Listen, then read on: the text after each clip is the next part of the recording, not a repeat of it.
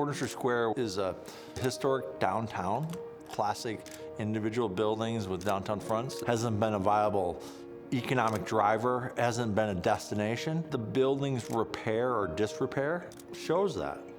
We are trying to take it back to what it originally was and give it a future that can create a long-term destination. Hi, I'm Kevin Prater, developer of Ford Industry Square.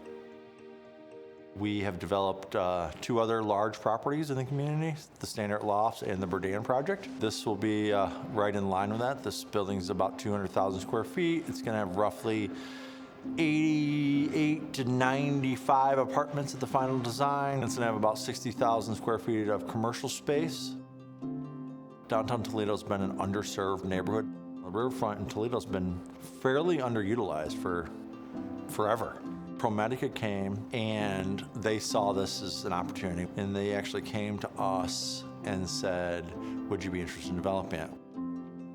We made the decision to move downtown, and it was all about making an investment in people's health and well-being. Organizations that are nonprofit can be anchor institutions, and the idea behind that is you make investments in community for health and well-being. Ford Industry Square, great historic building, unbelievable relative to the opportunities it offered. So we were successful in purchasing it, and then went through a process again, finding developers, and of Kevin Prater and Richard Karp were the ones we selected. And so they're in the process of spending about $100 million of their own money to bring this great big building back to life.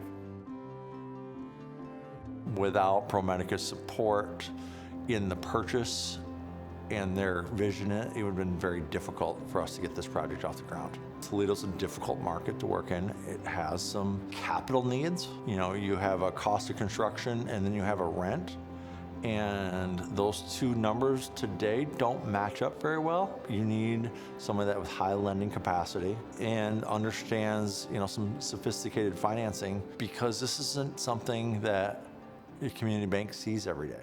LISC was a very important player early on because they were able to lend us dollars without the property producing any income to help us do the large pre-development architectural engineering. A project of this size with so much historic fabric and so many unknowns. Previous renovation and construction work was poorly thought out. There had been damage over the years that wasn't correctly repaired. We had to find all these things before you could get into the full construction process. And without LISC, we wouldn't have been able to do that.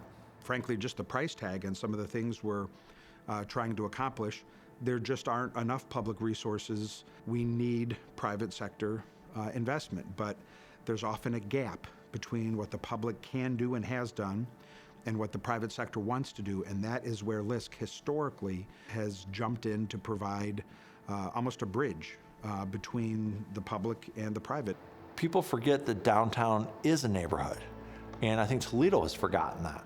And there's still a lot of heavy lifting to be done here, but I think with the projects I've done, they're all buildings that have been basically vacant for 100 collective years.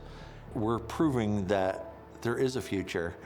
It may take some effort. A lot of people may not want to do them, but we want to do them. And with the help of LISC and other partners such as ProMedica and PNC, they can be the future of the community.